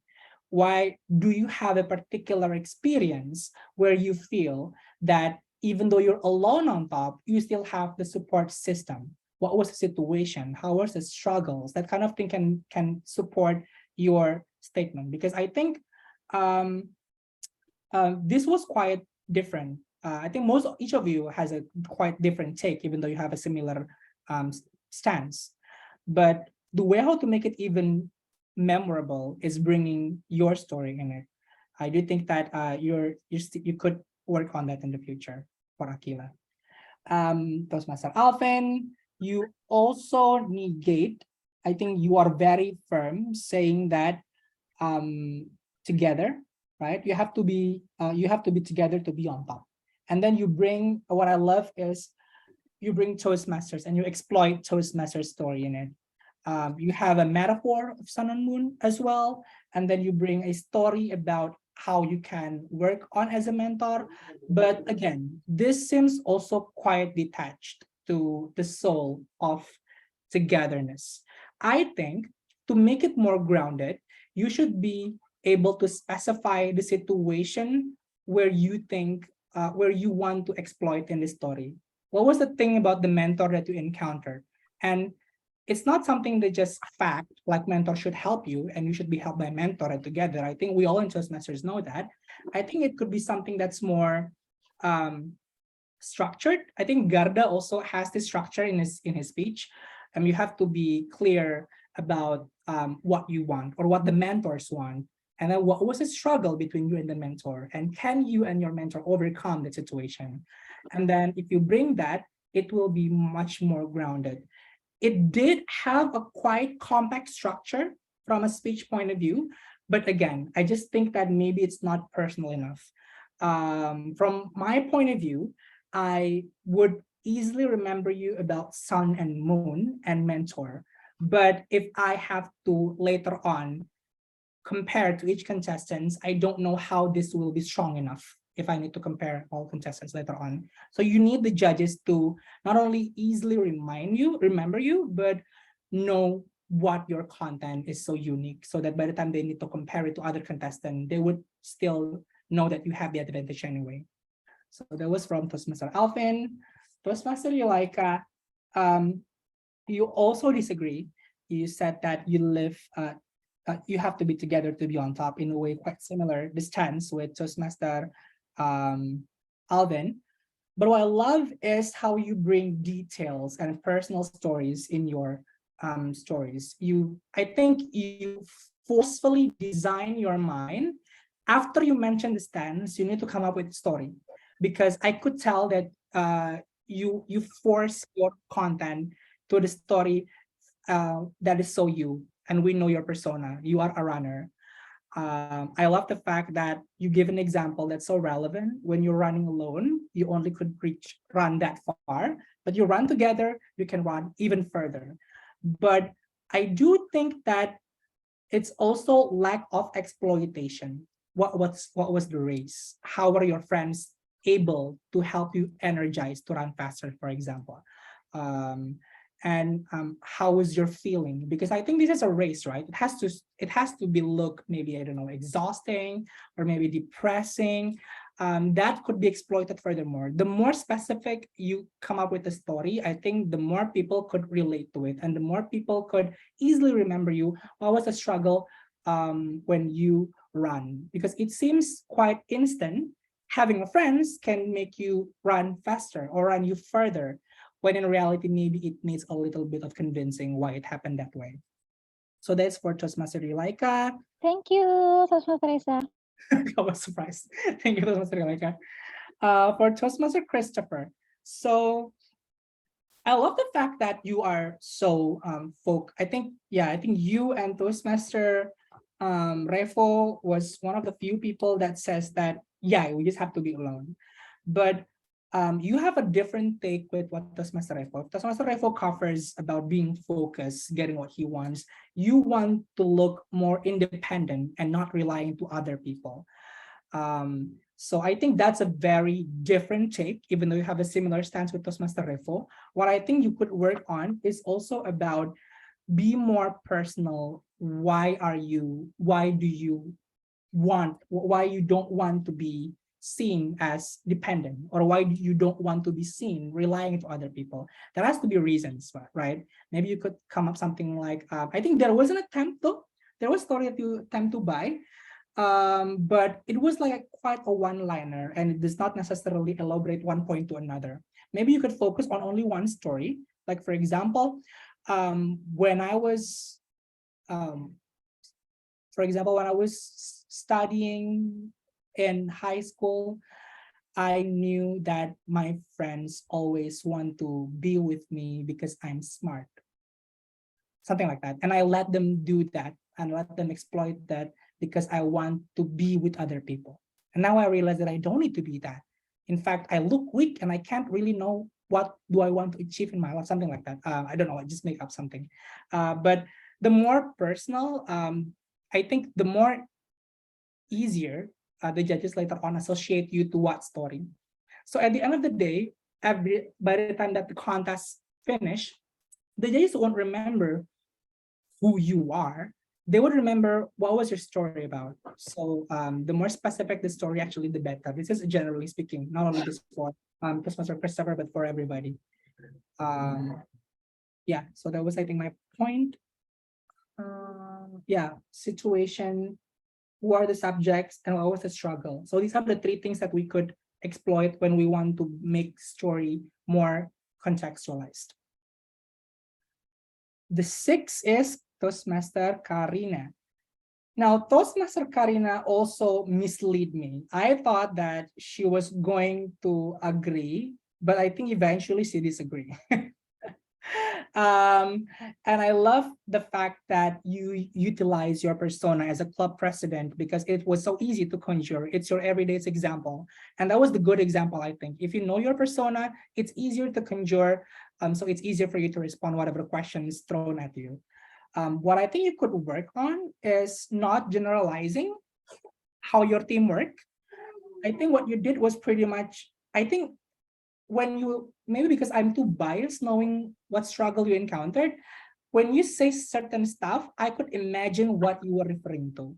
But not our people like me know the context of who you are. So you need to be direct. Like for example, I remember during the month of September when we conducted 3 meetings in a month and we had to have 12 speakers for a month. That was very hard. How do you do that? But we did it, and I did not do it alone. Something like that. So we know the context, we know the struggle, and eventually I think your Toastmasters teamwork can also be more grounded, and people would easily associate that when they try to remember what was your content. So there was Karina, and the last but not least is Fiska. I think you disagree, right? Yeah, you disagree. I remember someone else say something like you have to go fast, go alone, and go far, go together. I don't know if this is Yulaika or Christoph. I think it's Yulaika, right? Or of Karina, I forgot. But someone else did say this. And I was like, redundant. But the good thing about that is that you don't focus on your quote. Quote is helpful, of course. And it also could be used as a buffer for you to think more. And I think you get personal about the juxtaposition on what you had in mind when you were younger and what you had in mind now that you're older. The fact that you thought to be successful, you have to get rid to everybody. But actually, if you have to be successful, you have to empower people to help you go to be on top. I think that was one of the most, that is definitely different than other speaker. What I think could be working on, you could work on in the future is also exploit whether when you're on top and you have some people helping you there, whether you still be alone or not. How do you recognize these people? Because eventually you kind of acknowledge that you need to empower people to go on top. But once on top, it seems that you're still alone and you have these people helping you out. So even though that's a quite solid conclusion for your speech, it does brings me another question. But I do think to the context of your content, it was suffice. So that was my feedback for each and every one of you. So if I have to just quickly give a Hall of Fame to the best speakers, let me think for a while. Sanjung, maybe you could come up with something. Give me like 1 minute. Is Sanjung there? Oh, yeah, there. Yeah. Thank you everyone for your sharing with one table topic question. As I say, the table topic question is interesting because this sentence, you have to be alone while you on top. Yeah, firstly, I think that sometimes it's right, sometimes it's not too appropriate to the condition. As I listen the opinion from everyone of you, some of you agree and some of you disagree. Yes, because I'm not the participant of the table topic in this tonight meeting. So my personal opinion is agree with some of you that we can reach the top if we just alone because we need support from each other. How can we? Okay, Thomas Repo. I want to ask a question, please. Just one. Okay, Thomas Repo. Will there be a Q&A again in the end? Okay, it doesn't matter. I don't think there is, but if you want to ask, you can just ask. Okay, Okay. Can I ask now or Yeah. later? Yeah. Okay. Yeah. Sorry, I wasn't paying that attention to what Reza said. But I think he mentioned about talk about friends when I about the topic. So I was I was too straightforward to the conclusion. Maybe Mr. Reza said that I forgot to talk about the friend side. Is that what you meant? Friends, as in teman. Yeah, yeah. Like, did you say friends? Actually, the people that you mentioned, the success people kind of thing. Oh, okay, okay, all right, right. So the people. So I had to mention the people to make the speech. Why they matter to you? Because just Okay. mentioning them sounds like name dropping. And when we know the problem about name dropping, right? With no clear context, we cannot really empathize and we cannot really be moved to whatever these people are going through. I think the least that you could provide is mentioning what these people struggle were and why this struggle is something that you want to highlight. Because at the end, I think the fact that overcome the struggle is something that's going to conclude your speech, right? Yeah, yeah. So what happens if I don't know who I will give example?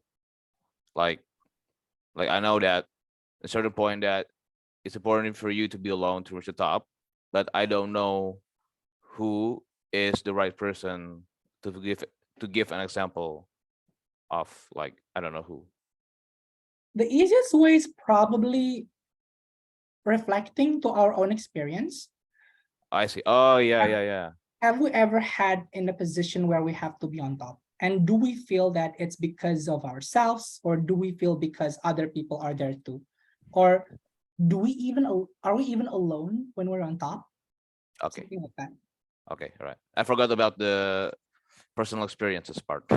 Yeah, I was assuming these people matter so much to you. Then if they do, then the least you could do is actually provide more context about these people. But if they don't, Okay. I think better they just to be focused on your story. Okay, all right. All right. All right. Thank you, Reza. That's all for me. Actually come up with the winners. Should I announce it now? Sanjung? Okay, everyone. So let's take picture together first. Okay. Mr. Reza. Okay, please open up the camera. Because we will take a picture as to exhibit our positive vibrant to each other in this evening. 1, 2, 3.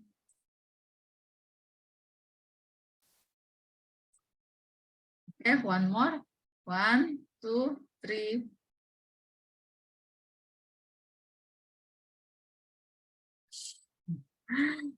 Thank you, everyone. And now, Mr. Reza, are you ready for the information? I think yes. Okay. The third place. Congratulations for Toastmaster Yulaika! Yay! Thank you. I I think didn't it's expect that. easy for me to remember. If you ask me what was the thing that was very easy for me to conjure, what was the person with the most unique story, probably was you, because I think that's the most context, the most personal context that I have about running, about togetherness. But given the fact that you still have, I think, some things to work on, I cannot put you in higher than third. But it was very easy to recall your story. So this kind of situation, this kind of persona, and this kind of detail is something that could be an advantage for you if you are as specific as Toastmaster Yulaika. Well done, Toastmaster Yulaika. Thank you, everyone. The second place is Toastmaster Fiska. I also think that Toastmaster Fiska's example was something that was easy to relate, I think, to the demography of Toastmaster people.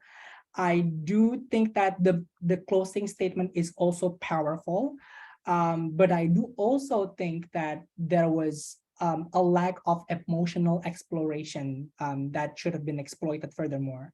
I feel that the contradicting story that you have, what you thought when you were younger and what you thought now, the differences between the situation happens quite instant, and there was not enough struggle.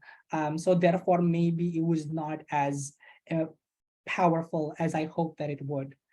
I do believe that maybe I was going to put you first, but I'm afraid I'm just too biased. So I just put you second because I know the first, the contestant placing in first have quite good point that you could also demonstrate if you join in contest. Having said that, the first place is Toastmaster Alvin. The reason why is because Toastmaster judges love story about themselves.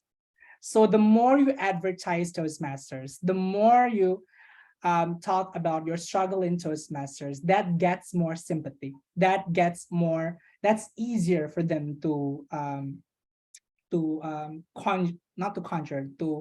relate more. And not to mention, it is what makes the unique selling from Toastmaster Alvin was, his Toastmaster example. It was quite similar with Toastmaster Karina, but because the details of Toastmaster Alvin was more elaborative, so that's why I gave the edge to Toastmaster Alvin. So one thing that I think we could learn is about story about Toastmasters. I think some of the trends, not in table topic, I think, but in international contests, some of our winners in worlds really talk about how Toastmasters helped them out. Like the Najaya, I think 2014, Verity Prize, I think 2021. So that was just the example how it's easier for the judges to relate the story that's close to them. Although I do think it's quite pessimistic as well. If suddenly all people talk about Toastmasters, then this story will not be special anymore. But yeah, from my experience, I think that was the unique selling proposition that Toastmaster Alvin demonstrated.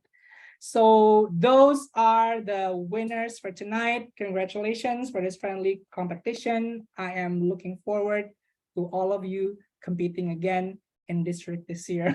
Amin. We have calon winner here. So, harus optimis. I give the floor back to Sanjung. I think we are over time. It's 9:14. Yeah, that's actually, okay. because Mr. Reza ask you a question, I have a challenge, but the time is up, so I can challenge Reza with my question. Wait, give me a second. So thank you for Mr. Reza for sharing and give the deep and sharp evaluation for every one of us here while doing the table topic. And thank you for everyone from other club as visiting Toastmaster to participate, and I learned a lot from you. So I will give a control back to Club President Toastmaster Karina for the announcement and any other things. Right. Thank you so much, Toastmaster Sanjung. Wow, everyone, please big clap for Toastmaster Reza as our judges. Yay! And our advisors as to be the better table topic contestant or table topic speaker. Well, actually, even though I personally joined since 2019, it's almost 4 years or 5 years in the Toastmaster, but you can see I cannot be the winner yet. I still need to learn, but it's okay. It's not about competing with each other. It's about to compete with ourselves, being more confident, brave, and well-structured and more focused. That's all what we need. And personally, that's what I need actually. Those table topic is impromptu speech, but it's really challenging because the topic not easy to watch, to us to give a direct feedback, and hopefully you guys enjoyed, even though we only have a few people in this room, but I think this is warm and intimate. And imagine if we have 20, what time should we close the meeting then? All right, so guys, I hope you enjoy, and some of you will have a good rest, and some of you, including me, will have a good